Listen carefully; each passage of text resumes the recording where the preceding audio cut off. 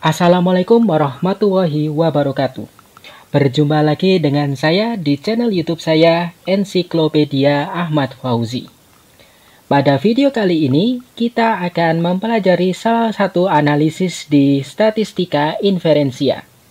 Bila di video sebelumnya kita telah mempelajari UJP, di video kali ini kita akan mempelajari bagaimana caranya melakukan analisis one-way ANOVA. Selain belajar menganalisis one-way ANOVA, kita juga akan belajar menghitung effect size-nya. Selain itu, uji lanjut yang dilakukan setelah one-way ANOVA diselesaikan juga akan kita pelajari di video kali ini. Dan terakhir, kita juga akan mempelajari analisis non-parametrik pengganti one-way ANOVA yaitu Kruskal-Wallis Age Test, tentunya dengan menggunakan SPSS. Seperti video-video sebelumnya, saya berharap kalian semua sudah menginstal program SPSS di komputer atau laptop kalian masing-masing. Selain itu, saya juga berasumsi bahwa kalian telah memahami tampilan umum SPSS tersebut. Tujuan saya membuat video kali ini adalah agar kalian mampu menganalisis keterpenuhan asumsi sebelum uji one-way ANOVA dilakukan. Selain itu, kalian juga saya harapkan mampu melakukan uji one-way ANOVA dengan menggunakan SPSS. Kemudian, kalian juga dapat menentukan effect size-nya. Dan kalian juga diharapkan mampu melakukan analisis uji lanjut setelah one-way ANOVA dilakukan. Seperti di video sebelumnya, saya juga berharap kalian mampu melakukan analisis non-parametrik pengganti one-way ANOVA, yaitu Kruskal-Wallis Age Test, ketika distribusi data kalian tidak normal, sehingga asumsi one-way ANOVA tidak terpenuhi. Dan yang terakhir, saya harap kalian mampu melaporkan hasil analisis, baik analisis one-way ANOVA maupun Kruskal-Wallis Age Test. Sebelumnya, kita mereview sejenak terkait one-way ANOVA. Nama lain one-way ANOVA adalah ANOVA satu jalur. Oleh karena itu, bila kita membaca skripsi, tesis, disertasi, atau artikel ilmiah lain, kita terkadang juga menemukan istilah ANOVA satu jalur. Ini merupakan istilah bahasa Indonesianya. ANOVA merupakan singkatan dari analisis variance. Sedangkan bahasa Inggrisnya adalah Analysis of Variance, sehingga disingkat sebagai ANOVA. Satu jalurnya diubah menjadi one way, sehingga nama lengkapnya adalah one-way ANOVA. One-way ANOVA digunakan untuk menganalisis ada tidaknya perbedaan signifikan rata di antara dua kelompok atau lebih yang tidak saling berkaitan. Berbeda dengan uji T sebelumnya yang hanya mampu digunakan untuk menganalisis dua kelompok saja. Ciri data yang dapat digunakan untuk dianalisis menggunakan one-way ANOVA adalah terdiri atas satu variabel bebas. Dan data tersebut terbagi menjadi minimal dua kelompok, sehingga bisa dua kelompok ataupun lebih dari dua kelompok. Selain itu, analisis one-way ANOVA hanya bisa menganalisis data yang terdiri atas satu variabel terikat. Asumsi-asumsi uji one-way ANOVA adalah sebagai berikut. Yang pertama, variabel terikat berupa data skala interval atau rasio. Jadinya sama dengan uji T. Selanjutnya, variabel bebas berupa data kategoris yang membagi data menjadi minimal dua kelompok yang tidak saling berkaitan. Independensi observasi pun menjadi asumsi uji one-way ANOVA. Kemudian, ketidakhadiran outlier yang signifikan juga menjadi prasyarat data tersebut bisa dianalisis dengan one-way ANOVA atau tidak. Kemudian, setiap kelompok memiliki data yang terdistribusi secara normal. Ingat, data yang harus terdistribusi secara normal adalah setiap kelompok. Bila kita membandingkan atau menganalisis dua kelompok, maka kedua kelompok tersebut harus dianalisis normalitasnya sendiri-sendiri. Begitu pula bila jumlah kelompok data kita ada 3, 4, 5, 10, 20, atau hingga puluhan lainnya. Maka uji normalitasnya pun juga berjumlah sama dengan data yang kita miliki. Dan yang terakhir, varian satu kelompok dengan kelompok lainnya harus homogen. Oleh karena itu, bila kita menganalisis 5 kelompok, maka kelima kelompok tersebut harus memiliki varians yang tidak berbeda signifikan. Selain menghitung signifikansi dari ANOVA, kita juga harus menghitung effect size ketika kita menganalisis menggunakan one-way ANOVA. Kenapa? Karena signifikansi statistik hanya mampu menyampaikan pada kita ada tidaknya pengaruh suatu perlakuan. Di sisi lain, effect size bisa menginformasikan seberapa besar pengaruh yang dihasilkan. Perbedaan dapat saja signifikan secara statistik, namun bisa saja tidak terlalu mengesankan. Misalnya, hasil analisis ANOVA menyatakan bahwa ada perbedaan yang nyata, tetapi bisa saja pengaruh dari perlakuan tidak terlalu besar. Dan salah satu pengukuran effect size yang paling umum dan sudah kita pelajari di video uji T adalah Cohen's test, Cohen's d. Sedangkan pada ANOVA kita akan mempelajari effect size yang lain, yaitu partial eta square. Setelah effect size dihitung, maka kita juga perlu melakukan uji lanjut. Uji lanjut kita kenal juga sebagai post hoc test. Uji lanjut dilakukan ketika hasil uji ANOVA menunjukkan adanya perbedaan signifikan di antara kelompok yang kita uji. Uji lanjut digunakan untuk menentukan kelompok mana saja yang saling berbeda signifikan satu sama lain. Misalkan kita memiliki 6 kelompok data yang kita analisis, lalu hasil uji ANOVA menyimpulkan adanya perbedaan signifikan di antara kelompok-kelompok tersebut. Agar kita tahu mana saja kelompok yang berbeda signifikan, maka kita perlu melakukan uji lanjut. Dengan menggunakan uji lanjut, kita bisa memastikan apakah kelompok 1 berbeda signifikan dengan kelompok 2, kelompok 2 berbeda signifikan dengan kelompok 3, atau kelompok 1 tidak berbeda signifikan dengan kelompok 2 namun berbeda signifikan dengan kelompok 3. Kemungkinan-kemungkinan ini dapat kita pastikan dengan melakukan analisis uji lanjut. Namun, yang menjadi perhatian dan pengingat, uji lanjut hanya dilakukan ketika kelompok yang dianalisis berjumlah lebih dari 2. Oleh karena itu, bila kita menganalisis 2 kelompok data saja, dan uji ANOVA menyatakan ada pengaruh signifikan, kita tidak perlu melakukan uji lanjut.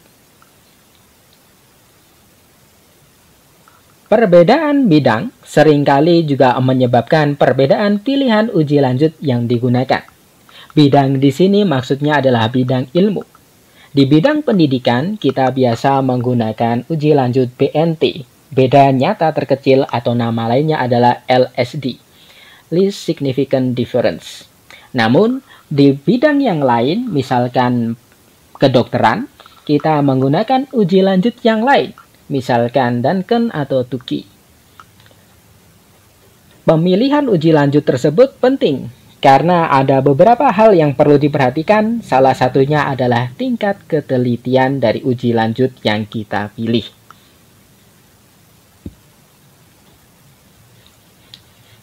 Selanjutnya, Kruskal-Wallis Age Test.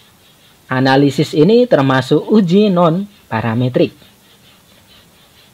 Sama seperti one-way ANOVA, Kruskal-Wallis Age Test kita gunakan untuk menganalisis ada tidaknya perbedaan signifikan 2 kelompok atau lebih, yang tentunya kelompok-kelompok tersebut tidak saling berkaitan. Dan kita menggunakan Kruskal-Wallis Age Test ketika data kita tidak terdistribusi secara normal, sehingga one-way ANOVA tidak bisa kita laksanakan. Dan skala pengukuran pada variabel terikat ketika kita menggunakan analisis Kruskal-Wallis Age Test tidak hanya skala interval dan rasio, namun bisa menggunakan skala ordinal. Jadinya, misalkan variabel terikat kita adalah tingkat kesukaan terhadap kopi, yang terdiri atas data sangat suka hingga sangat tidak suka, kita bisa menggunakan analisis Kruskal-Wallis Edge Test, namun kita tidak bisa menggunakan uji one-way ANOVA. Oke, sekarang waktunya kita berlatih melakukan analisis one-way ANOVA. Misalkan saja, kita telah melakukan penelitian di suatu sekolah yang melibatkan 6 kelas, yaitu kelas A, B, C, D, E, dan F. Total peserta yang mengikuti penelitian kita adalah sebanyak 120 peserta, yang terbagi ke 6 kelas tadi. Di penelitian tersebut, kita mengambil 2 data, yaitu data hasil belajar dan data literasi sains, dengan skala pengukuran terdiri dari skala 0 hingga 100. 0 sebagai nilai terendah dan 100 menjadi nilai maksimal. Karena kita telah memiliki data seperti ini, kita bisa melabeli kelasnya menjadi label 1 hingga 6. 1 sebagai label kelas A, 2 sebagai label kelas B, 3 sebagai label kelas C, 4 sebagai label kelas D, 5 sebagai label kelas E, dan 6 sebagai label kelas F. Karena datanya sudah siap, sekarang mari kita menuju program SPSS. Seperti biasanya, ketika kita membuka program SPSS, kita akan diarahkan ke variabel view. Di sini waktunya kita untuk memasukkan variabel-variabel penelitian kita. Mari kita kecilkan window dari dataset ini agar kita bisa melihat tampilan Excel tadi. Sekarang, kita bisa melihat data di Excel dan kita bisa menuliskan variabel-variabel penelitian kita. Yang pertama adalah variabel kelas. Yang kedua adalah hasil belajar, kita singkat saja sebagai HB, karena ingat variabel name tidak bisa memiliki karakter spasi. Kemudian variabel yang ketiga adalah literasi sains dan bisa kita tulis sebagai literasi. Type-nya tetap numerik semua karena data kita semuanya telah berbentuk angka.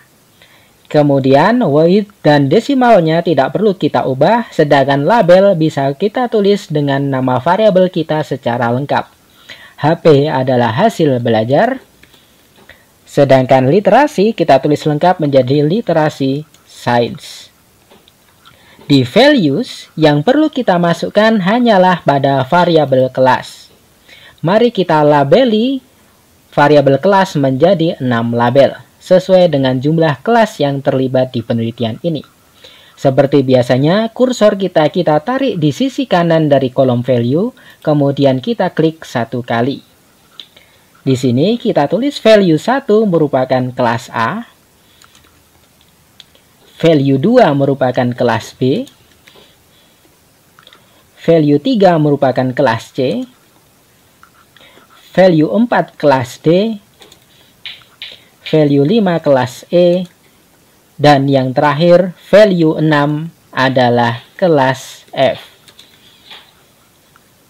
Kemudian kita klik tombol OK. Missing datanya tidak perlu kita ubah karena data kita lengkap. Kolomnya juga tidak, align-nya juga tidak. Sedangkan measure-nya bisa kita atur. Pada data kelas, measure-nya merupakan data nominal, sedangkan data hasil belajar dan data literasi memiliki measure scale. Setelah kita mengatur variabel view kita, sekarang waktunya kita mengcopy data kita dari Excel. Caranya mudah, kita tinggal memblok data di Excel hingga di baris paling akhir. Kemudian kita tekan tombol Ctrl C di keyboard kita, kemudian kita paste di SPSS. Kita arahkan kursor kita ke tombol data view, kemudian kita arahkan kursor kita di pojok baris pertama yang bagian kiri. Kemudian kita tekan Ctrl V di keyboard kita. Kita tunggu beberapa saat hingga data yang kita copy muncul di SPSS kita. Agar data kita tersimpan, jangan lupa kita men-save data ini terlebih dahulu. Kita klik icon yang bergambar disket ini. Kemudian setelah muncul kotak dialog seperti ini, kita tentukan folder mana tujuan kita men-save file tersebut. Misalnya kita save di folder One Way ANOVA seperti ini, atau terserah folder kalian di laptop kalian masing-masing. Nama file juga bisa kita tulis sesuai keinginan kita, misalnya saja file data One Way ANOVA. Kemudian tinggal kita enter. Data sudah siap, sekarang waktunya kita melakukan analisis. Ketika kita men-save data kita, secara otomatis window output akan melaporkan operasi atau langkah yang telah kita lakukan tadi, yaitu langkah men-save data. Sekarang kita kembali ke data kita. Sekarang waktunya kita analisis. Namun, ingat, kita harus meyakinkan diri kita bahwa data ini sudah memenuhi asumsi ANOVA. Asumsi yang pertama adalah data terdistribusi secara normal. Tapi ingat, distribusi normal harus dipenuhi di setiap kelompok data, bukan di keseluruhan data. Oleh karena itu, yang dianalisis bukan data ini secara menyeluruh, namun data per kelas. Karena ada 6 kelas, maka akan ada output 6 variabel. Mohon maaf, ada output 6 uji normalitas. Caranya bagaimana agar hasil uji normalitasnya terpisah antar kelas? Kita split file ini dengan cara mengklik data, kemudian split file, kemudian kita pilih tulisan organize output by groups. Kita klik sekali. Kemudian variabel kelas kita klik, kemudian tanda panah ini kita klik sehingga variabel kelas masuk ke kolom group based on. Kemudian kita klik OK. Setelah itu, kita bisa melakukan uji normalitas sesuai keinginan One Way ANOVA tadi. Kita besarkan kembali view dari outputnya. Kemudian mari kita analisis normalitas data kita bersama-sama. Yang pertama, kita klik menu Analyze di bagian atas. Kemudian kita pilih Descriptive Statistics. Kemudian kita pilih Explore. Setelah itu, kita masukkan variabel yang kita ingin analisis ke kolom Dependent List. Karena kita memiliki 2 variabel yang ingin kita analisis, maka kedua data ini bisa langsung kita masukkan ke Dependent List dengan mengklik tanda panah ini. Kemudian di sebelah kanan kotak ada menu Plots. Silahkan klik menu Plot sekali.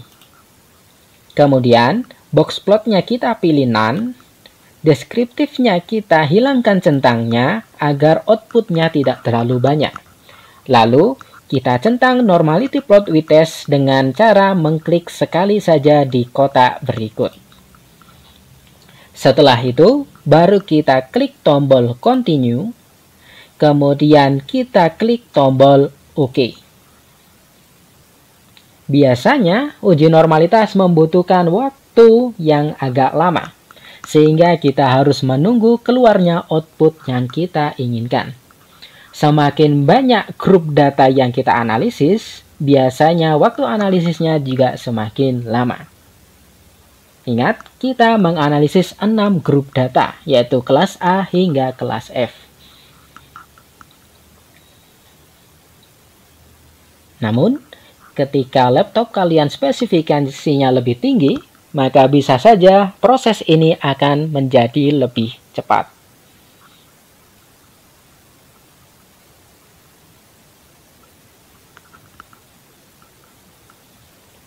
Saya ingatkan kembali bahwa One Way ANOVA juga mengharuskan kita melakukan analisis pada data yang hanya terdiri atas 1 variabel bebas dan 1 variabel terikat.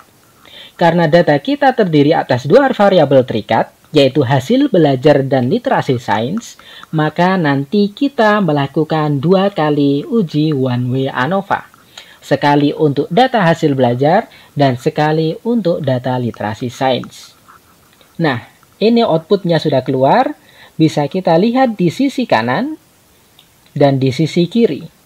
Di sisi kiri sebagai rangkuman nama-nama tabel, kita anggap sebagai daftar isi, dan di sisi kanan merupakan output yang kita inginkan dari proses analisis yang telah kita jalankan. Di sini kita bisa melihat ada 6 kelas. Kelas A, B, hingga kelas F. Kemudian kita bisa melihat hasil uji normalitasnya dengan mengklik pilihan Test of Normality. Di sini kita lihat di kelas A, hasil uji normalitas pada hasil belajar maupun literasi sains, nilai SIG-nya semuanya di atas 0,05. Sehingga dapat kita simpulkan, data hasil belajar dan literasi sains kelas A semuanya terdistribusi secara normal. Sekarang kita lihat di kelas B. Dan di sini kita lihat ternyata di kelas B hasil belajarnya pada uji Kolmogorov-Smirnov SIG-nya kurang dari 0,05, sedangkan hasil di Sapir-Whorf lebih dari 0,05. Demikian juga literasi sainsnya. Kita dapat mengambil salah satu analisis saja, yaitu analisis Sapir-Whorf. Karena kita menentukan bahwa normalitas kita diuji dengan Sapir-Whorf, maka dari sini kita hanya melihat data dari analisis Sapir-Whorf. Jadinya, data kelas A, B, C, D, E, F, kita tentukan normalitasnya hanya menggunakan analisis Sapir-Whorf. Kenapa? Karena sesuai Kolmogorov-Smirnov, data kita tidak normal. Kemudian kita lihat hasil uji normalitas kelas C. Di sini juga kita lihat ternyata berdasarkan hasil uji Sapir-Whorf, data hasil belajar dan literasi sains kelas C juga normal.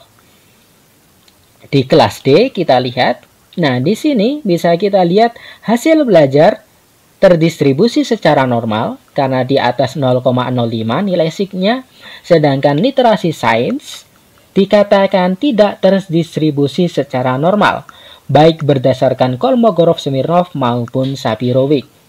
Didasarkan kesimpulan ini pada nilai SIG yang kedua hasilnya di bawah 0,05, baik Kolmogorov maupun Sapir-Whorf. Ingat ya, jadinya di kelas D yang normal hanya hasil belajar. Kita lihat di kelas E. Dan di kelas E, ternyata hasil belajar sesuai Sapir-Whorf terdistribusi normal karena 0,701 di atas 0,05, sedangkan literasi sains lagi-lagi di bawah 0,05. Sehingga literasi sains lagi-lagi tidak terdistribusi secara normal. Dan yang terakhir kita lihat di kelas F. Di kelas F dapat kita ketahui bahwa data hasil belajar maupun literasi sains sama-sama terdistribusi normal karena nilai SIG di Sapir-Whorf di atas 0,05. Dari sini bisa kita simpulkan bahwa hanya data hasil belajar yang memenuhi asumsi normalitas, sedangkan literasi sains gagal memenuhi asumsi normalitas. Sehingga yang bisa kita lanjutkan untuk analisis one way ANOVA hanyalah data hasil belajar. Sedangkan data literasi sains harus dianalisis menggunakan non-parametrik pengganti one way ANOVA. Karena normalitas sudah kita lakukan, sekarang waktunya kita melakukan uji homogenitas. Namun, di SPSS, uji homogenitas sudah include atau termasuk di ANOVA. Sehingga ketika kita melakukan ANOVA, kita bisa sekaligus menganalisis homogenitas data kita. Oleh karena itu, mari kita langsung menganalisis data kita, khususnya data hasil belajar menggunakan one way ANOVA. Namun, perlu kita ingat, data kita tadi telah kita split berdasarkan kelas. Sebelum one way ANOVA dilakukan, data kita harus kita kembalikan lagi menjadi satu kesatuan. Caranya bagaimana?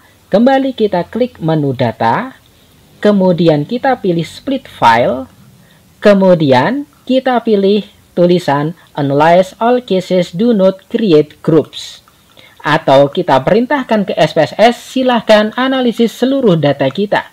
Jangan buat menjadi beberapa grup atau beberapa kelompok. Kemudian kita pilih tombol OK. Sehingga di output, bila kita scroll ke bawah, kita akan menemukan tulisan log, dan di sisi kanan akan tertulis split file off. Artinya data kita sudah tidak di-split lagi. Sekarang waktunya kita melakukan analisis one-way ANOVA. Caranya bagaimana? Ada 3 cara analisis. Kita coba cara pertama. Yang pertama kita klik Analyze, kemudian kita pilih Compare Means, kemudian kita pilih One-way ANOVA. Kita klik kiri sekali. Setelah kita klik kiri sekali, akan muncul kotak dialog berjudul One-way ANOVA. Dependent list merupakan kotak di mana variabel yang ingin kita analisis harus kita masukkan, dan kotak dependent list merupakan kotak variabel terikat kita, sedangkan faktor merupakan kotak variabel bebas kita. Karena yang memenuhi asumsi normalitas hanyalah hasil belajar, maka kita masukkan hasil belajar ke kotak dependent list dengan menggunakan anak panah ini. Setelah itu, variabel bebas kita yang merupakan kelas, kita masukkan ke kolom faktor dengan mengklik anak panah ini. Setelah memasukkan variabel kelas di kolom faktor, kita klik menu post hoc atau uji lanjut. Di sini ada banyak pilihan uji lanjut. Di bagian atas merupakan uji lanjut yang kita gunakan ketika data kita terdistribusi normal dan memiliki varians yang homogen. Sehingga di sini dikatakan equal variance assume atau asumsi homogenitas varians antar kelompok terpenuhi. Di penelitian pendidikan, kita biasa menggunakan uji lanjut LSD, bahasa Indonesianya BNT, atau beda nyata terkecil. Oleh karena itu, mari kita centang LSD dengan mengklik kiri kotak berikut. Namun, di tutorial kali ini kita juga akan mempelajari salah satu uji yang lain, yaitu uji Duncan. Coba kita klik satu kali di kotak sebelah kiri tulisan Duncan ini. Ketika data kita tidak homogen, kita bisa memilih satu di antara 4 uji posok ini. Namun, biasanya saya lebih memilih Games-Howell ketimbang uji Tamhin, Dunnett, ataupun Dunnett yang C. Setelah kita centang LSD dan Duncan, mari kita klik tombol Continue. Di Option, perlu kita klik juga. Klik kiri sekali di tombol Option sehingga muncul kotak One-way ANOVA ×2 options. Di sini kita membentukkan tabel deskriptif sehingga kita centang kotak deskriptif. Selain itu, karena kita juga ingin mengetahui apakah data kita homogen atau tidak, maka homogeneity of variance test juga kita centang. Setelah deskriptif dan homogeneity of variance test tercentang, mari kita klik tombol Continue. Kemudian kita klik OK. Sehingga secara otomatis SPSS akan mengeluarkan berbagai tabel yang berkaitan dengan analisis one-way ANOVA. Yang pertama, tabel deskriptif yang melaporkan hasil analisis statistika deskriptif pada data kita. Kemudian tabel Test of Homogeneity Variances merupakan tabel hasil uji homogenitas kita. Kemudian tabel ANOVA yang merangkum hasil uji ANOVA yang telah kita lakukan. Kemudian tabel Multiple Comparison yang kita butuhkan untuk membaca hasil uji lanjut kita. Dan yang terakhir tabel Homogeneous Subsets yang merupakan tabel yang mewakili hasil analisis Duncan. Sekarang mari kita lihat apakah data kita homogen atau tidak. Kita klik Test of Homogeneity Variance di sebelah kiri. Sehingga layar sebelah kanan mengarahkan kita ke tabel Test of Homogeneity of Variances. Kita lihat nilai signya 0,288. 0,288 lebih besar dari 0,05, sehingga dapat disimpulkan varians data hasil belajar antara satu kelas dengan kelas yang lain bersifat homogen, sehingga asumsi homogenitas terpenuhi di data hasil belajar kita ini. Oleh karena itu, mari kita lihat hasil uji one-way ANOVA-nya di tabel di bawah tabel Test of Homogeneity of Variances. Di sini, kita perlu memperhatikan nilai F dan nilai sig. Namun, yang jadi keputusan kita terkait hasil uji one-way yang telah kita lakukan adalah nilai sig. Kita juga bisa menggunakan F hitung yang kita peroleh, namun kita harus membandingkan F hitung tersebut dengan F tabel. Itu merupakan langkah tersendiri yang membutuhkan usaha lebih, oleh karena itu kita hanya perlu melihat nilai sig saja. Bila signya di atas 0,05, artinya tidak ada perbedaan signifikan, sedangkan nilai signya kurang dari 0,05, maka kita simpulkan ada perbedaan signifikan. Di sini, nilai sig yang dihasilkan adalah 0,000. Nilai ini jauh di bawah 0,05. Sehingga dapat kita simpulkan bahwa hasil belajar ke-6 kelas yang kita analisis berbeda signifikan. Karena hasil uji one-way ANOVA menyimpulkan ada perbedaan signifikan, dan jumlah kelompok data kita lebih dari 2, maka kita perlu melihat hasil uji lanjut yang telah kita lakukan. Tadi kita telah mencentang 2 uji lanjut, yaitu uji LSD dan uji Duncan.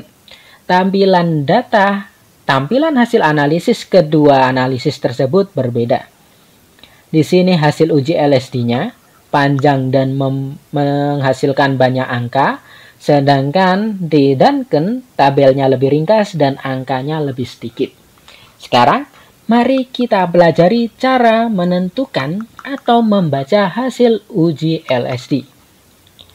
Ada langkah-langkah yang perlu kalian teliti dan cermati secara hati-hati.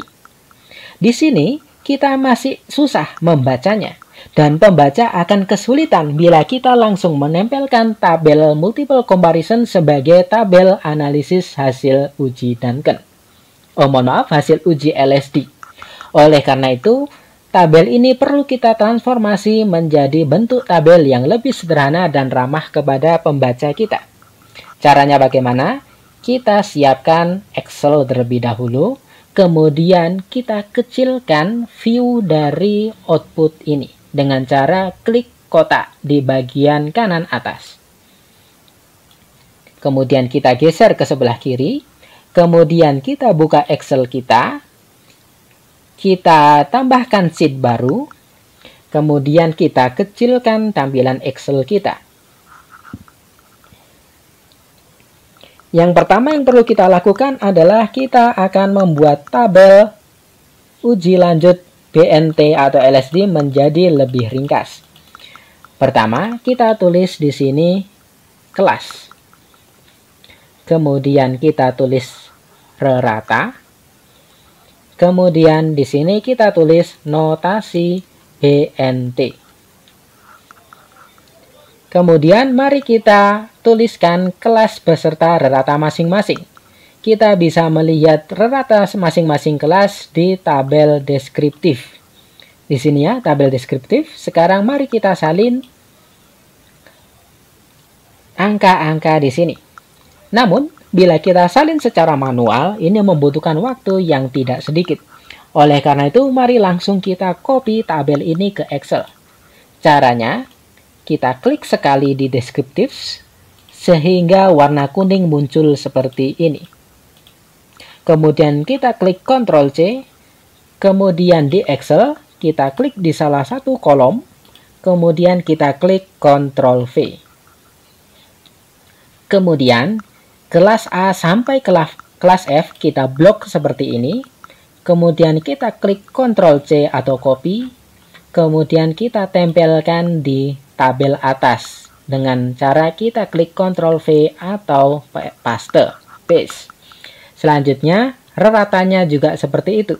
Rerata di kolom min, kita blok dari rerata kelas A hingga kelas F, kemudian kita tekan Ctrl C, kemudian kita kembali ke tabel bagian atas, kita tekan baris yang paling atas, kemudian kita tekan Ctrl V, sehingga reratanya pindah atau tersalin ke tabel rangkuman hasil uji BNT kita.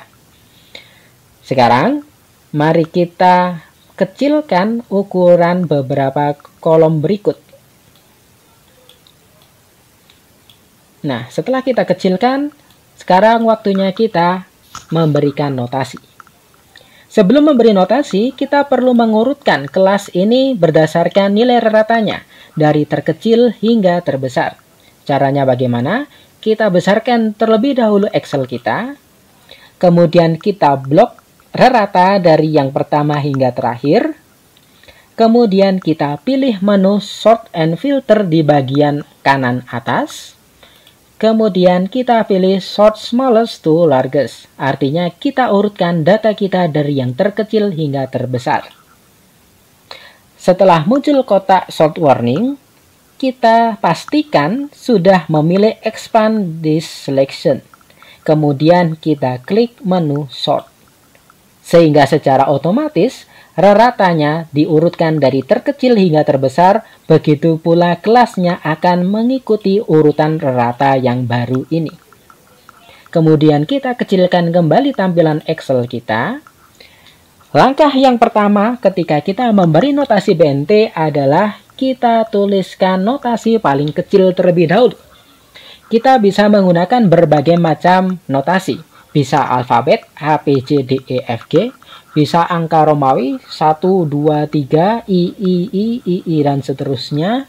Atau bisa juga menggunakan Hanacaraka, aksara Jawa ya. Atau tulisan Arab dan lainnya. Yang penting urut dan dipahami oleh pembaca. Namun, yang paling umum digunakan adalah menggunakan alfabetik yang tidak kapital, yaitu A, B, C, dan seterusnya, namun ketika alfabet tersebut bukan dalam kondisi kapital. Alfabet paling kecil atau yang pertama adalah A. Sekarang, mari kita tuliskan A di kolom berikut. Kemudian, untuk menentukan notasi kelas B, kita lihat tabel multiple comparison di output SPSS. Prinsipnya adalah ketika kedua kelas memiliki rerata yang tidak berbeda signifikan, maka notasinya harus sama. Artinya, kalau kedua kelas memiliki rerata yang tidak berbeda signifikan, maka notasinya antara kedua kelas tersebut sama. Bila satu kelas A, maka kelas lainnya juga A. Namun, ketika kedua kelas memiliki rerata yang berbeda secara signifikan, maka notasinya pun juga harus berbeda. Bila satu kelas notasinya A, dan kelas lainnya berbeda signifikan, maka notasi kelas lain tersebut minimal harus B. Begitu ya. Cara menentukan dia berbeda signifikan atau tidak, bisa kita lihat di kolom SIG di tabel multiple comparison. Jadinya di kolom ketiga ada nilai SIG. Bila di bawah 0,05, artinya ada perbedaan signifikan di antara kedua kelas. Namun, bila di atas 0,05, kita simpulkan tidak ada perbedaan signifikan. Misalkan kita bandingkan kelas A dengan kelas B, SIG-nya 0,0001. Oleh karena itu, kelas A dan kelas B berbeda signifikan, sehingga notasi kelas A dan kelas B harus berbeda. Sekarang kita sesuaikan dengan rangkuman tabel yang telah kita buat tadi.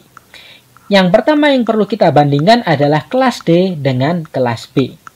Oleh karena itu, kita cari kelas D. Ini kelas D, kemudian kita bandingkan dengan kelas B. Ya. Kelas D, ini kelas B di baris kedua, kita lihat nilai SIG-nya. Ternyata nilai SIG-nya 0,016. Oleh karena itu, notasi kelas D dan kelas B harus berbeda. karena signya di bawah 0,05. Karena kelas D notasinya A, maka kelas B notasinya B.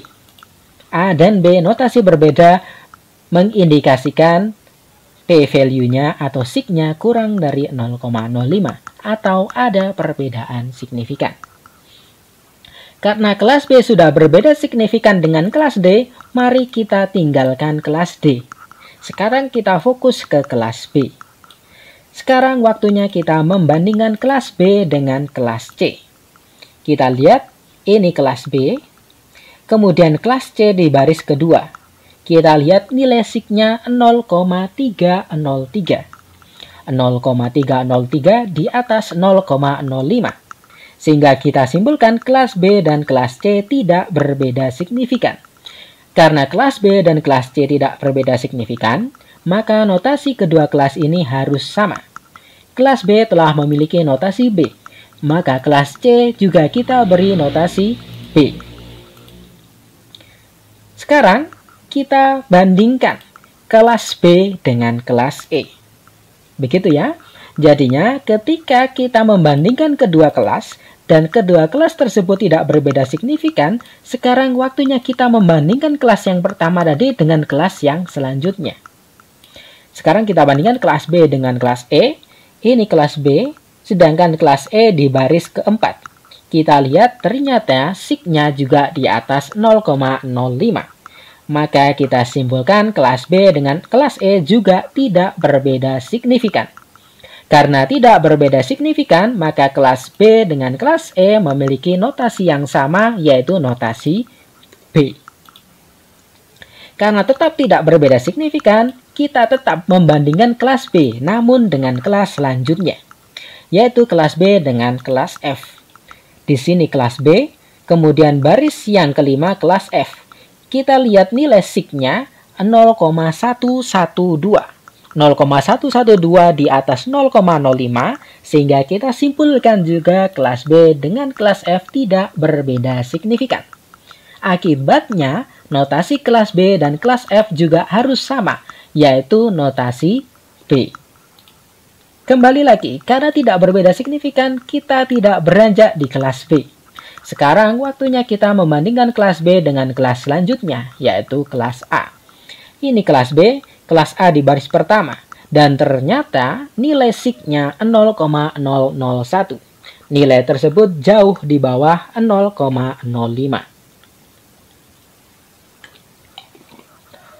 Karena di bawah 0,05, maka notasi kelas B dengan kelas A harus berbeda. Kelas B telah memiliki notasi B, maka kelas A harus memiliki notasi C. Di sini bisa kita lihat, dengan perbedaan notasi ini kita simpulkan kelas A dengan kelas B berbeda signifikan. Namun, ini hanya membandingkan kelas B dengan kelas A. Kita tidak tahu apakah yang berbeda signifikan hanyalah kelas B dengan kelas A, atau bisa saja kelas A berbeda signifikan dengan kelas B, namun tidak berbeda signifikan dengan kelas C, E, dan F. Oleh karena itu, sekarang kita bandingkan lagi. Cara membandingkannya adalah dengan ke arah atas. Kalau tadi kita membandingkan ke bawah, B ke C, kemudian B ke E, kemudian B ke F, sekarang waktunya kita bandingkan A ke F, kemudian A ke E, dan A ke C. Oleh karena ini, kita bisa melihat polanya. Ketika suatu kelas dibandingkan dengan kelas lain tidak ada perbedaan signifikan, maka kita tidak beranjak di kelas pertama. Kita lanjut membandingkan dengan kelas selanjutnya. Namun, ketika kita telah menemukan kelas yang berbeda signifikan, langkah selanjutnya kita membandingkan kelas yang berbeda signifikan tadi dengan kelas di atasnya. Sekarang kita bandingkan kelas F dengan kelas A. Kita cari yang kelas A. Oke, ini kelas A di bagian paling atas. Kelas A kita bandingkan dengan kelas F baris ke-5. Di sini ternyata signya di atas 0,05, yaitu 0,062.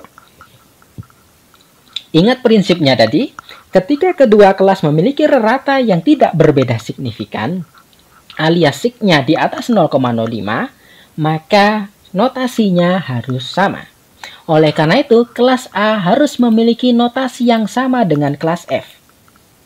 Tapi, di sini kelas F sudah punya notasi. Bagaimana caranya agar kelas F punya notasi yang sama dengan kelas A?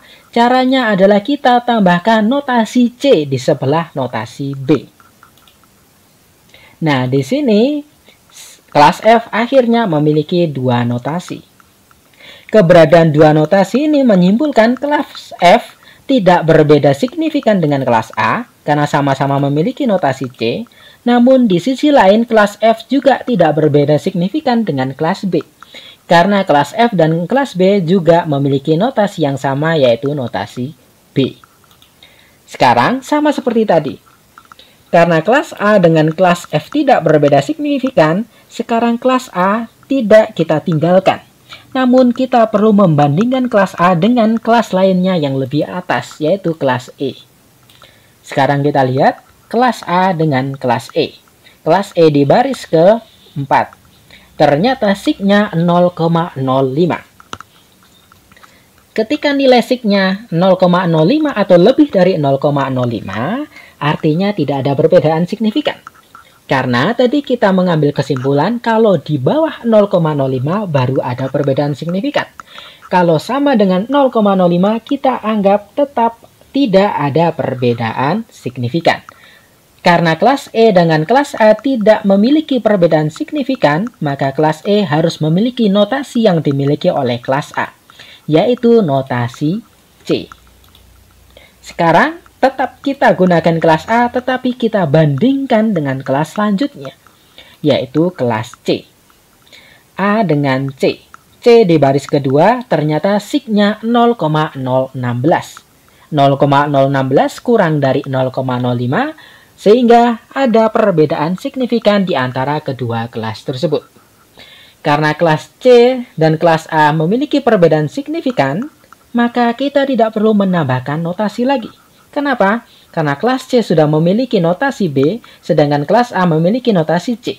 B dan C berbeda, sehingga pembaca bisa langsung menyimpulkan kelas C dengan kelas A berbeda signifikan. Begitu ya. Ingat prinsipnya, bila ada dua kelas memiliki notasi yang sama, kedua kelas tersebut tidak berbeda signifikan. Namun bila ada dua kelas tidak memiliki notasi yang sama, maka kedua kelas tersebut berbeda signifikan. Ya, saya ulang lagi, kalau tidak memiliki notasi yang sama, berbeda signifikan. Namun kalau memiliki notasi yang sama, tidak berbeda signifikan. Kelas D memiliki notasi A, dan di kelas lainnya tidak ada yang memiliki notasi A. Maka kelas D berbeda signifikan dengan semua kelas yang lain. Kelas C notasinya, kelas A notasinya C. Dan yang memiliki notasi C selain kelas A adalah kelas E dan F. Maka yang memiliki perbedaan signifikan dengan kelas A hanyalah kelas D, B, dan C. Sedangkan kelas E dan F tidak memiliki perbedaan signifikan dengan kelas A. Di sisi lain, kelas E dan F memiliki dua notasi, yaitu B dan C. Sehingga bisa kita simpulkan, kelas E dan F tidak berbeda signifikan dengan kelas B, tidak pula berbeda signifikan dengan kelas A. Begitulah caranya merangkum hasil uji LSD di output SPSS yang awalnya tabelnya banyak dan sulit kita pahami. Ini nanti perlu kita rapikan sehingga sesuai dengan style dari panduan penulisan artikel atau karya ilmiah yang kita ikuti. Itu cara membaca uji BMT. Sekarang coba kita pelajari cara membaca hasil uji Duncan. Mari kita lihat di output Duncan, yaitu di tabel homogeneous subset. Kalau kita membaca uji Duncan lebih mudah. Prinsipnya bagaimana?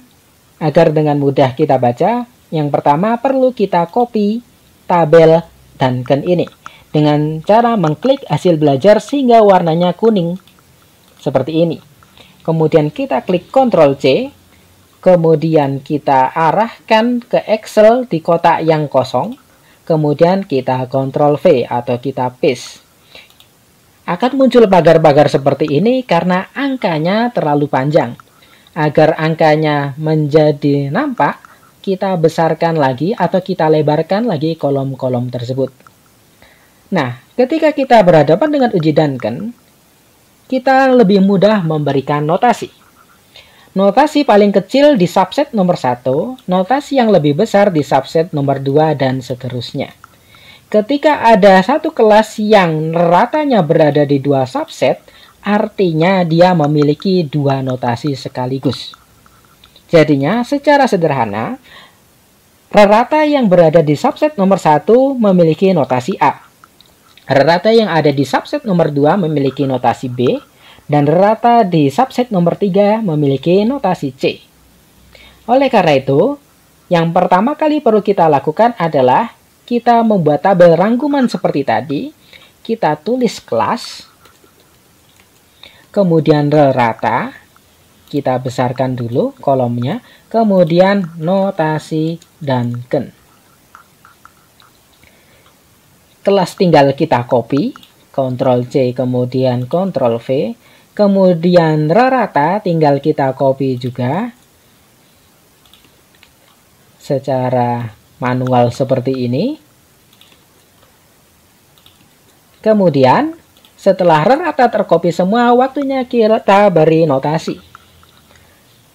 Langsung saja di sini kita ubah A, kemudian di sini kita ubah B semua, sedangkan di subset C, di subset nomor 3 kita ganti dengan notasi C semua.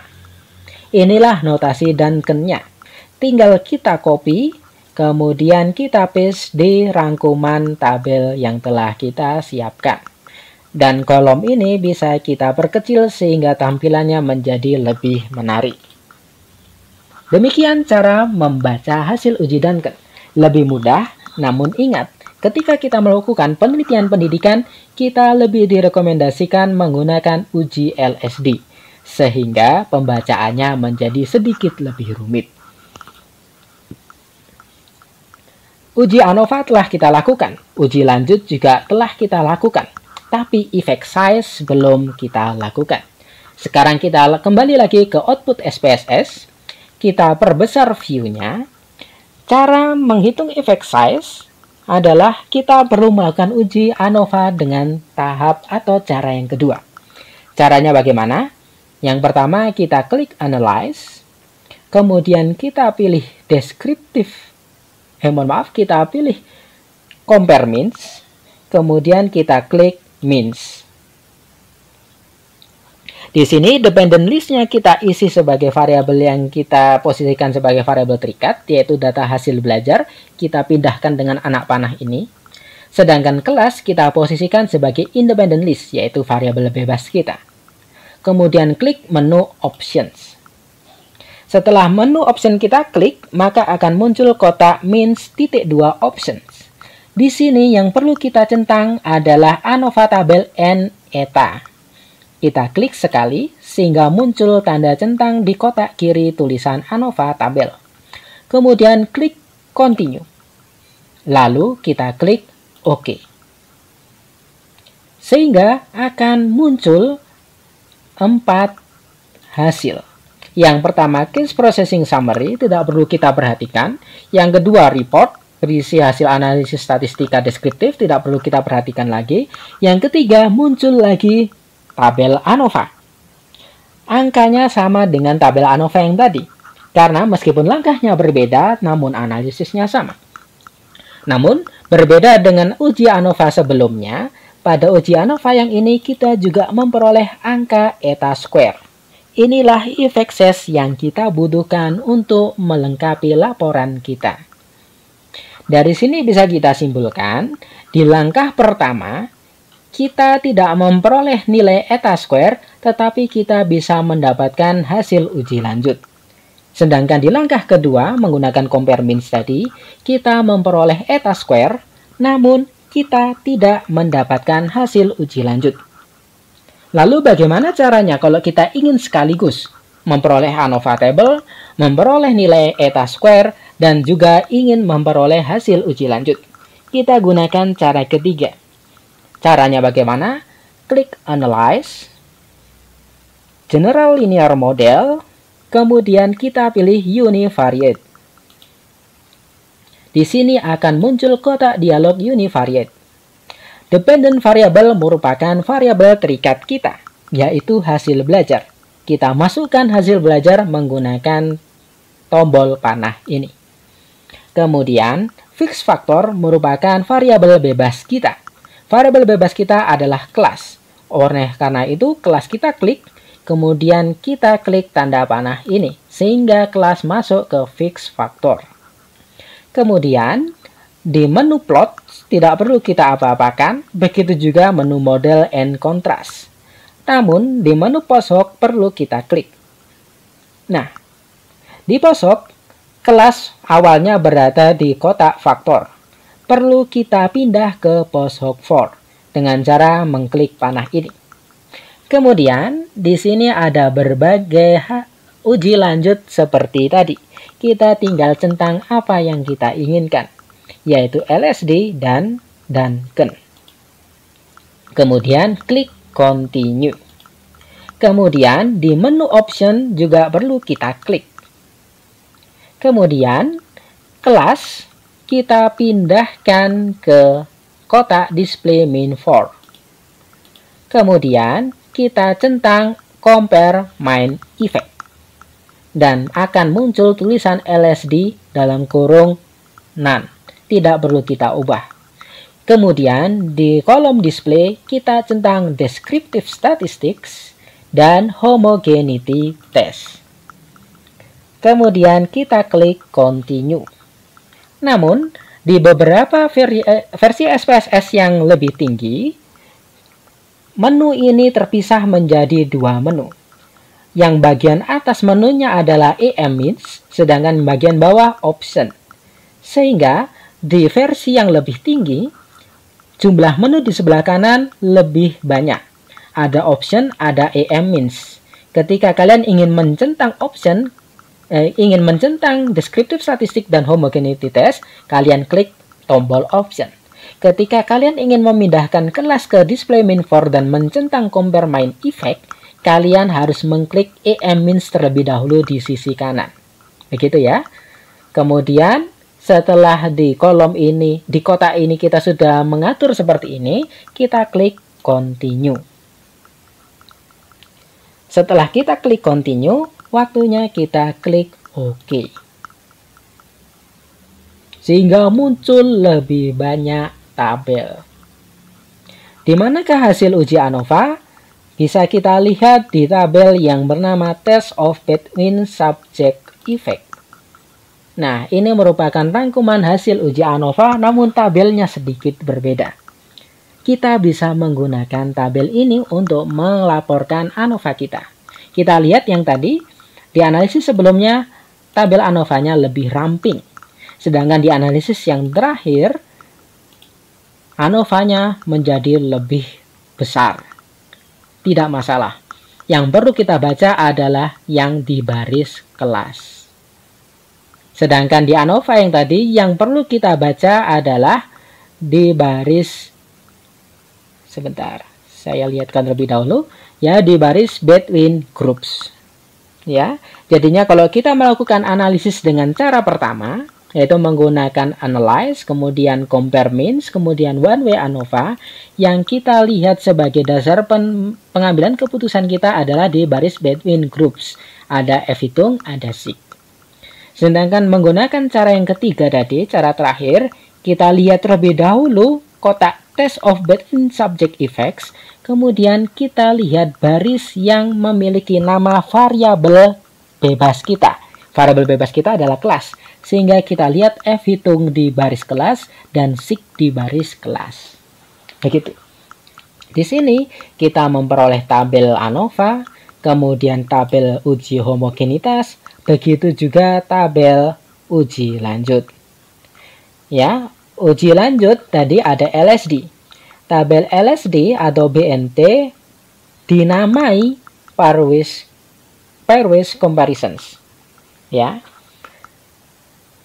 Jadinya tadi kalau kita pakai cara pertama, nama tabelnya multiple comparison. Tetapi kalau cara ketiga, nama uji lanjutnya, nama tabel BNT-nya adalah pairwise comparison.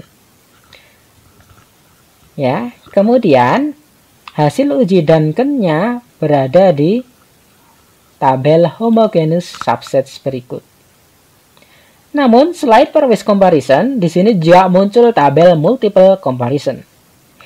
Dalam artian lain, ketika kita melakukan langkah tadi, langkah tahap ketiga, tabel uji LSD muncul 2 kali, yaitu di pairwise comparison dan di multiple comparison. Pilih salah satu, namun cara pembacaannya sama, yaitu dengan menggunakan bantuan Excel. Kita tulis kelasnya terlebih dahulu, kemudian kita urutkan ratanya dari terkecil hingga terbesar, kemudian kita tuliskan notasinya berdasarkan nilai sig di kolom sig berikut. Itulah cara kita melakukan ANOVA, menghitung effect size, kemudian menentukan notasi uji lanjut.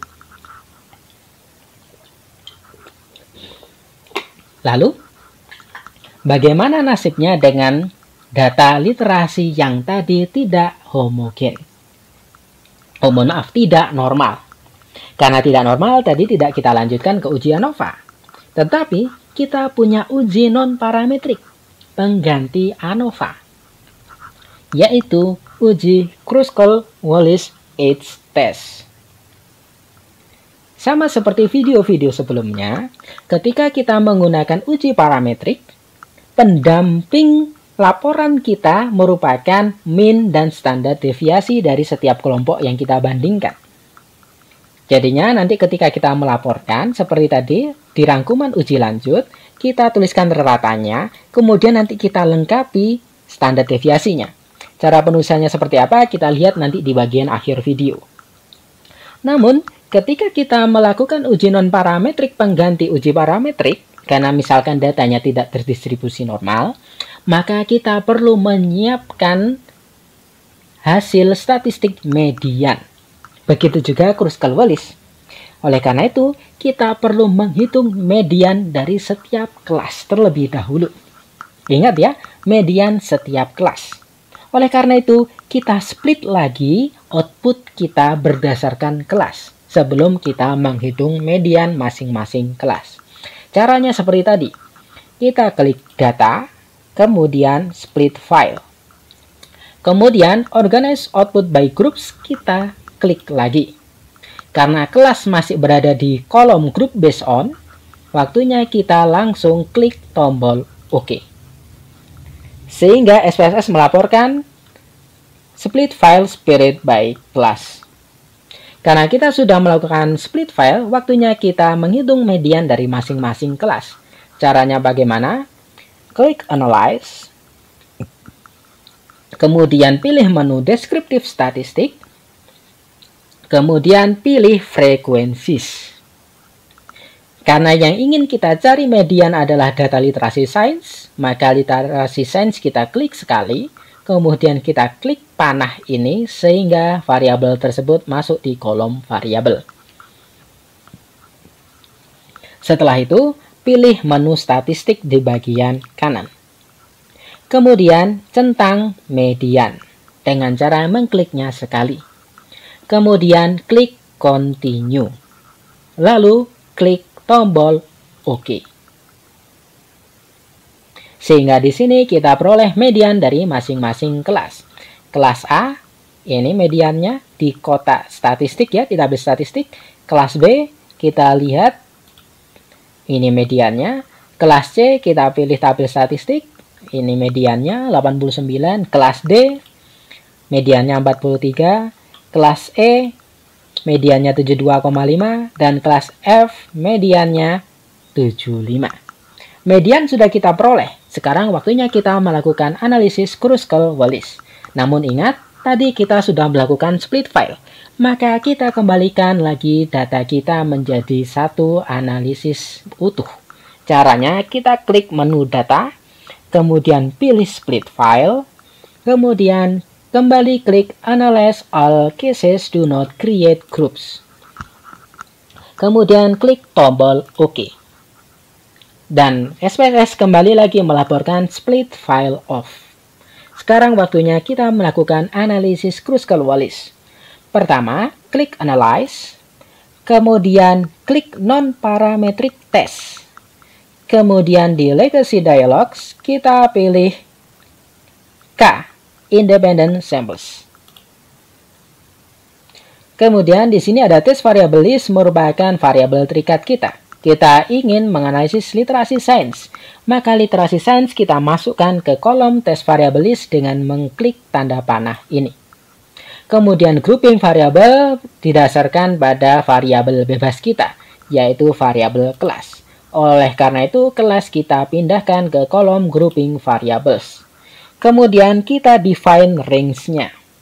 Ya, jadinya kelas dipindahkan ke grouping variable, kemudian kita klik menu atau tombol define range. Di sini kita perlu memasukkan label paling kecil hingga label paling tinggi. Label paling kecil adalah kelas A, yaitu labelnya 1, sedangkan label yang paling besar adalah kelas F, labelnya 6. Kemudian klik continue. Kemudian klik OK. Akhirnya di sini muncul beberapa tabel, yaitu tabel ranks dan tabel test statistics. Kenapa kok muncul tabel ranks atau peringkat? Karena seperti Mann-Whitney U-Test yang kita pelajari di video sebelumnya, prinsip analisis Kruskal-Wallis adalah menggunakan data yang telah diperingkat atau diurutkan. Data yang telah diurutkan oleh SPSS tersebut kemudian sama SPSS secara otomatis dianalisis. Kemudian, hasil rangkuman uji Kruskal-Wallis bisa kita lihat di tabel tes statistik. Nilai Kruskal-Wallis di baris chi-square dan penentuan hasil keputusan apakah ada perbedaan signifikan atau tidak didasarkan pada value sig-nya. Kalau value atau nilai sig-nya di bawah 0,05, maka ada perbedaan signifikan. Namun, bila di atas 0,05, tidak ada perbedaan signifikan. Dan sama di sini, ternyata literasi sains ke-6 kelas memiliki perbedaan signifikan. Namun, kita tidak tahu kelas mana saja yang berbeda secara signifikan dan kelas mana saja yang tidak memiliki perbedaan signifikan tersebut. Oleh karena itu, perlu juga kita melakukan uji lanjut setelah Kruskal-Wallis. Caranya bagaimana? Pertama, kita klik Analyze. Kemudian kita pilih Non-Parametric Test. Kemudian kita pilih Independent Samples. Kemudian akan muncul kotak dialog Non-Parametric Test ×2 2 or more independent samples. Pada what is your objective, kita tetap pilih Automatically Compare Distribution Across Groups. Sedangkan pada kotak Fields, silahkan kita klik terlebih dahulu menu Fields. Kita masukkan variabel terikat kita di test fit dan variabel bebas kita di groups. Literasi sains merupakan variabel terikat yang akan kita analisis. Kita pindahkan dengan mengklik panah ini. Kelas adalah variabel bebas. Kita gunakan anak panah ini untuk memindahkannya di kolom groups. Kemudian di setting kita klik lagi. Kemudian kita pilih Customize Test. Setelah Customize Test kita klik, kita centang Kruskal-Wallis one-way ANOVA dalam kurung case samples. Multiple comparison-nya tetap kita pilih All Pairways. Kemudian kita klik Run. Proses ini sedikit rumit dan SPSS juga membutuhkan waktu yang sedikit lama karena outputnya akan berbeda dengan output pada umumnya.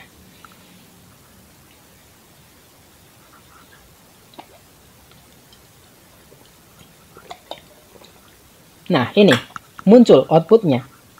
Kita lihat tabelnya bentuknya berbeda.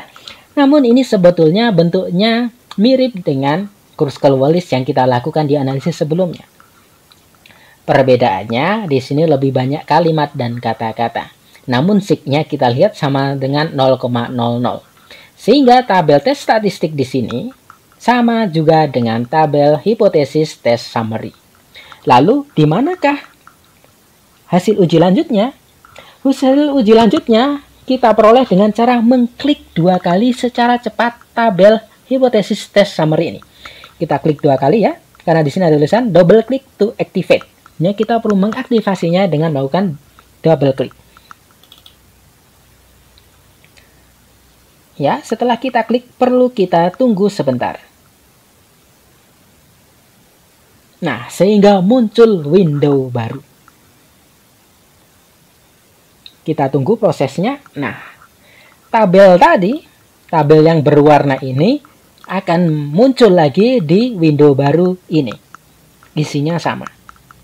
Lalu di sebelah kanan ada informasi yang lain.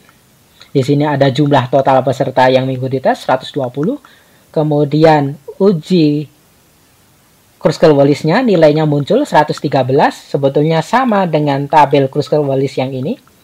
Ini chi-square-nya 113. Di sini juga 113. Degree of freedom-nya, derajat bebasnya 5. Kemudian sig-nya 0,000. Lalu di manakah hasil uji lanjutnya?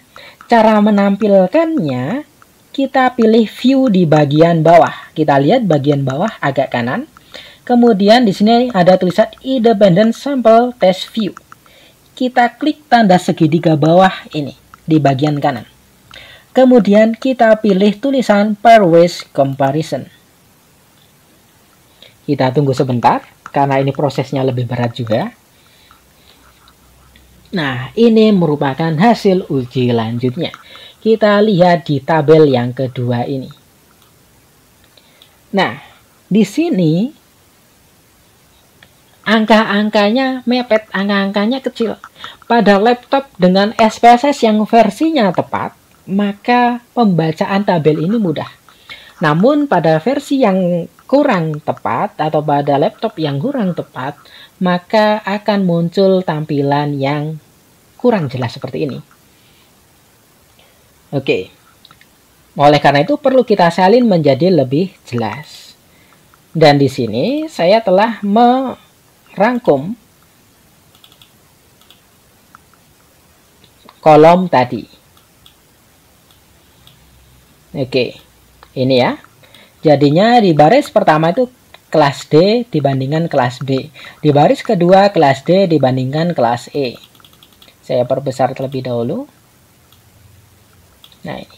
Kemudian kelas D dibandingkan kelas F. Oleh karena itu pada kalian yang laptopnya sesuai, maka kalian dengan jelas melihat garis isi dari setiap baris ini. Urutannya sampel 1 ke sampel 2, ya ini sampel 1 ke sampel 2. DB, DE, DF, DA, hingga akhirnya AC. Di sini juga kelas D dibandingkan kelas B, kelas D dibandingkan kelas E, dan yang paling bawah kelas A dibandingkan kelas C. Yang perlu kita perhatikan adalah di adjusted sig-nya. Ya, ini ADJ.sig, itu yang perlu kita rekap. 1, kemudian 0,01, dan seterusnya. Jadinya angka ini sama dengan angka di tabel ini. Dan prinsipnya sama, ketika di atas 0,05, maka kedua kelas tidak berbeda signifikan. Namun, bila di bawah 0,05, kedua kelas berbeda signifikan.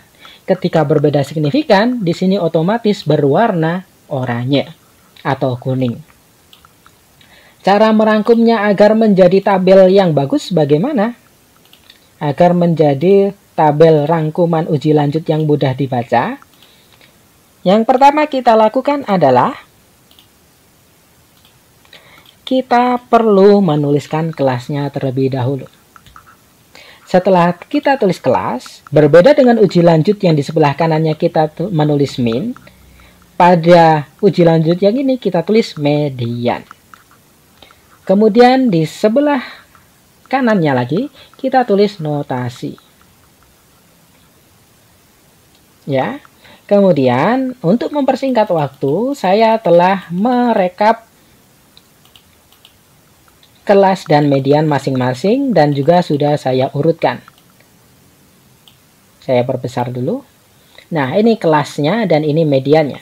Kita copy ke tabel rangkuman kita. Kalian bisa melakukannya sendiri dengan melihat median dari deskriptif statistik yang telah kita lakukan tadi. menggunakan frekuensi tadi. Ya, sekarang kita kembali ke Excel lagi. Jadinya kelasnya sudah kita tuliskan, mediannya sudah kita urutkan dari yang terkecil hingga tertinggi. Kemudian sekarang waktunya kita memberikan notasi. Cara memberikan notasinya bagaimana? Sama seperti tadi. Kita tulis notasi paling rendah, yaitu notasi A. Kemudian kita bandingkan kelas D dengan kelas B itu berbeda signifikan atau tidak. Nah, di sini berbeda dengan LSD tadi. Kita langsung melihat D dipasangkan B. Ternyata signya di atas 0,05. Karena di atas 0,05 maka D dengan B notasinya sama. Karena D notasinya A, maka kelas B notasinya juga A. Kemudian D dengan E. Kita lihat D dipasangkan E di baris kedua ini. Saya perbesar dulu biar lebih mudah dilihat. Kelas D dengan E, ternyata signya di bawah 0,05 dan warnanya kuning. Sehingga D dengan E notasinya beda. Karena D sudah notasi A, maka kelas E notasinya B. Karena sudah berpindah notasi, kita tinggalkan kelas D. Sekarang kita lihat kelas E. Kelas E ke kelas B. Kita lihat. Kalau di LSD caranya seperti itu kan. Jadinya karena notasinya berubah, sekarang waktunya kita lihat E ke kelas atasnya. Tetapi di sini seperti yang saya katakan tadi, uji lanjut setelah kursus WLIS menggunakan langkah yang berbeda, cara analisisnya berbeda, pembacaannya pun sebetulnya sama, tetapi langkahnya juga berbeda. Caranya bagaimana? Kita tetap membacanya dari atas ke bawah terus. Tadi pertama kita bandingkan D dengan B. Saya ulangi lagi ya. D dengan B, signya di atas 0,05. Karena D notasinya A, B tetap notasi A. Kemudian D dengan E. D dengan E di bawah 0,05. Maka notasi kedua kelas ini berbeda. Notasi kelas D sudah A. Maka notasi kelas E harus B. Kemudian tetap dari atas ke bawah. D kita tinggalkan, sekarang kita masuk kelas B. Kita lihat B dengan E. Di sini, langsung ke sini. B dengan E, notasinya di atas 0,05. Maka, B harus memiliki notasi yang sama dengan E, yaitu notasi B. Gitu ya.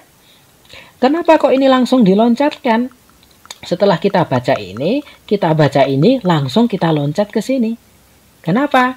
Karena otomatis, kalau di baris sini sudah berbeda signifikan, otomatis D dibandingkan kelas-kelas di bawahnya juga berbeda signifikan. Begitu ya. Oleh karena itu langsung loncat B ke E. B ke E ternyata di atas 0,05, sehingga B harus memiliki notasi yang sama dengan E, yaitu notasi B.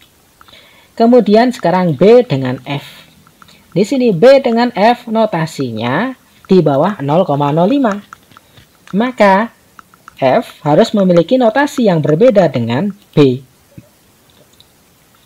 Karena B sudah memiliki notasi A dan B, maka F harus memiliki notasi yang berbeda, yaitu notasi C. Sekarang kita lihat E dengan F. Kita lihat. Ini E dengan F di atas 0,05. Maka E dengan F memiliki notasi yang sama. Kita tambahkan di sini notasi yang sama, yaitu C. Sekarang kita lihat E dengan A. Kita lihat di sini ya, bawahnya EF adalah EA. E dengan A di bawah 0,05.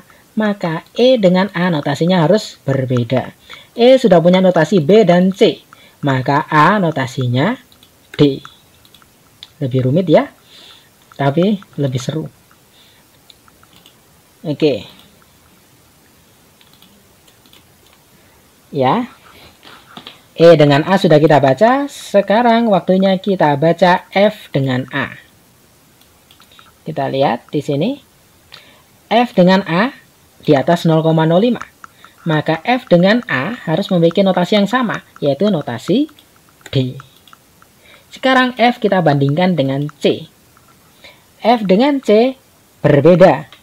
Maka F harus memiliki notasi yang berbeda dengan C. Karena F sudah punya notasi C dan D, maka kelas C kita kasih notasi yang beda, yaitu E. Sekarang kita bandingkan A dengan C. A dengan C notasinya harus sama karena sig-nya di atas 0,05. Maka notasinya harus diberi tambahan E. Begitu caranya. Prinsipnya, bila tandanya kuning, pasti dia berbeda karena di bawah 0,05. Bila tandanya tidak ada warna kuning atau oranye, dia itu menandakan di atas 0,05 sehingga notasinya harus sama. Begitu. Kemudian nanti perlu kita atur sesuai dengan gaya atau format laporan penelitian yang kita inginkan. Demikian cara menuliskan rangkuman tabel uji lanjut ketika kita melakukan analisis Kruskal-Wallis dan dinyatakan ada perbedaan signifikan. Sekarang waktunya kita membaca hasil analisis yang telah kita lakukan tadi. Pertama, tadi kita telah menganalisis hasil belajar. Analisis yang pertama kita lakukan adalah analisis normalitas pada ke-6 kelas. Ini merupakan potongan tabel hasil uji normalitas ke-6 kelas tadi. Dan tadi kita fokuskan pembacaannya pada hasil uji Shapiro-Wilk. Kita bisa membaca hasil tersebut seperti ini.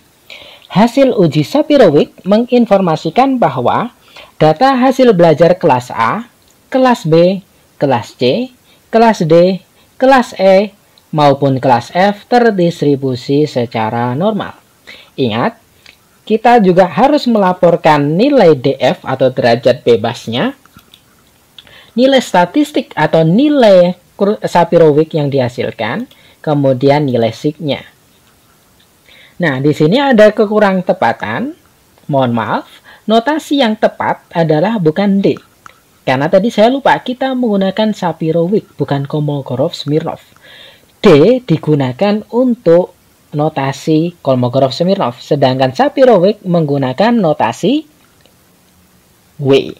Jadinya nanti diubah menjadi W. Jadi W dalam kurung DF-nya yaitu 20 sama dengan nilai statistiknya 0,948. Kemudian sig-nya 0,340. Kelas B juga gitu. Di sini notasinya adalah W, dalam kurung DB-nya juga 20, kemudian statistiknya 0,929, P-nya 0,145. P-value atau nilai sig-nya semuanya di atas 0,05, sehingga data ke-6 kelas memiliki data yang terdistribusi secara normal.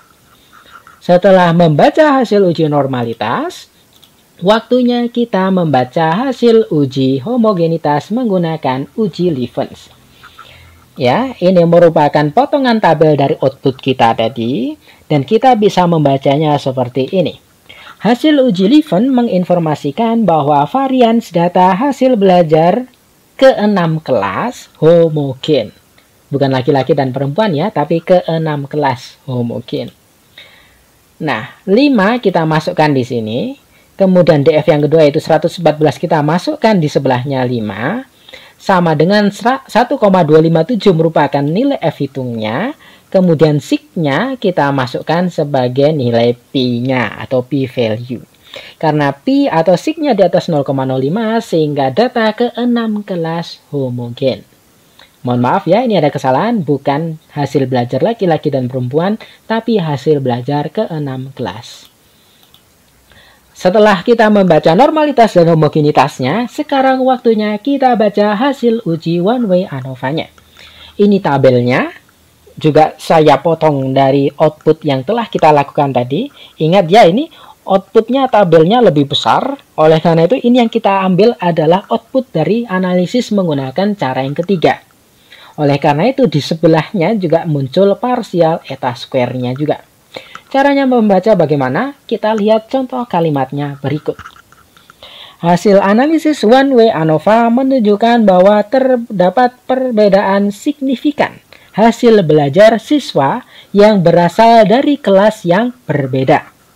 Kemudian kita tulis angka derajat bebasnya, namun kita perlu tulis F-nya dulu. Di italic ya, dimiringkan F-nya. Kemudian DF yang pertama di baris kelas yaitu 5 kita tuliskan di sini. Kemudian DF yang kedua adalah DF galat atau bahasa Inggrisnya error. Ya, di sini baris error df-nya 114 kita tuliskan sama dengan f hitungnya yaitu 7,822. Kemudian pi-nya adalah nilai sig-nya kurang dari 0,001. Ingat, sig atau p value tidak pernah sama dengan 0. Di SPSS muncul angka 0,000 karena keterbatasan jumlah desimal. Sebetulnya ini bisa saja 0,000001. Karena tidak pernah sama dengan 0, maka pi yang kita tuliskan kurang dari 0,001. Kita dilarang menulis pi sama dengan 0. Kemudian kita tulis eta square-nya. Parsial eta square lebih lengkapnya ya. Sebesar 0,255. Simbolnya seperti ini, seperti tulisan NP kuadrat. Begitu ya. Kalau tidak ada P-nya, itu namanya eta. Tapi kalau ada P-nya, namanya parsial, eta square. Setelah uji ANOVA kita baca, kemudian kita tampilkan rangkuman hasil uji lanjutnya. Ini merupakan hasil pembacaan dan pemberian notasi yang kita lakukan bersama menggunakan Excel tadi. Hanya perlu kita lengkapi standar deviasinya. Jadinya rata dalam kurung standar deviasi. Kemudian, data yang kedua adalah data literasi sains. Tadi ternyata ada beberapa kelas yang tidak terdistribusi secara normal. Maka kita perlu melakukan analisis Kruskal-Wallis. Ini merupakan tabelnya tadi. Kita baca tabelnya. Cara pembacaannya bisa seperti ini. Hasil analisis menggunakan Kruskal-Wallis Test menunjukkan bahwa terdapat perbedaan signifikan literasi sains siswa yang berasal dari kelas yang berbeda. Kemudian kita tuliskan H atau H, ya bacanya kalau bahasa Indonesia, namun kalau bahasa Inggris bacanya H, dalam kurung 5. 5 adalah DF atau degree of freedom atau derajat bebas. Hanya berapa? 113,641. P value-nya 0,00 alias kurang dari 0,001. Setelah kita membaca hasil uji Kruskal-Wallis-nya, kita perlu menyampaikan tabel rangkuman hasil uji lanjutnya. Tadi kita lihat awalnya tabelnya di SPSS seperti ini, kemudian kita transformasi menjadi tabel seperti bagian kanan ini. Ada kelas, kemudian median, kemudian notasi yang dihasilkan. Demikian penjelasan di video kali ini. Kita telah mempelajari bagaimana caranya menganalisis ANOVA satu jalur atau one way ANOVA, menghitung effect size-nya, kemudian kita juga telah mempelajari uji lanjut dan cara pemberian notasinya, dan kita juga telah mempelajari non-parametrik pengganti one way ANOVA yaitu Kruskal-Wallis Test. Pada kesempatan selanjutnya, kita akan mempelajari two-way ANOVA beserta effect size-nya juga. Dan juga kita akan mempelajari uji lanjutnya yang sedikit berbeda. Demikian video kali ini, semoga bermanfaat dan tetap selalu semangat untuk mempelajari statistika dan semoga penelitian kalian lancar. Terima kasih. Assalamualaikum warahmatullahi wabarakatuh.